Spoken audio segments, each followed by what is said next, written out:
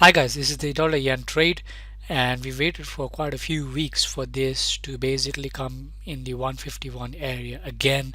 The last time it came there was a few weeks ago. um, so now we've caught it again to the pip, and there's a sniper entry over there. And I had my stop above the 61.8, so it was around a 90 pip stop. Then in the webinar I moved it down to here just above the daily 55, which was risking my position basically less than half. So it's now around 30 pips stop, and now it is around 120 pips in profit. And the normal daily range is about 144, but it has done quite a lot for today, so I'm going to take off a small position. So I've got one lot on this, so I'm going to close around 0.40 on this. So I've got one lot, so about 40% basically. So I'm going to close 0.40 and leave 60% to run, because I still think this has got a lot more room to the downside.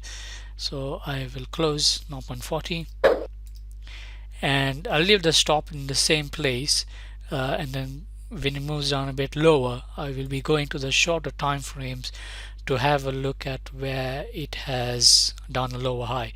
Currently we don't have the lower high yet, it's doing the move.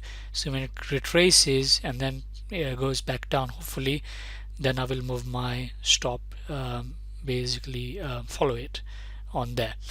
Okay, I'll keep you updated and I'll let you know how the trade goes. Hi guys, this is an update on the dollar yen trade. So I got taken out at break even on this trade, but I did cash out 120 pips as you saw earlier. And this is why it's quite important to scale out of your trades.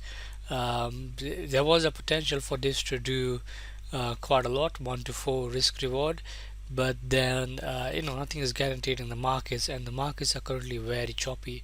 So I have a strict rule to cash out at 1 to 2, 1 to 3, and so on.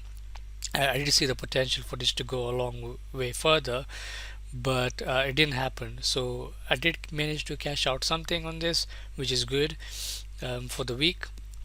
And yeah, we'll see what this does now.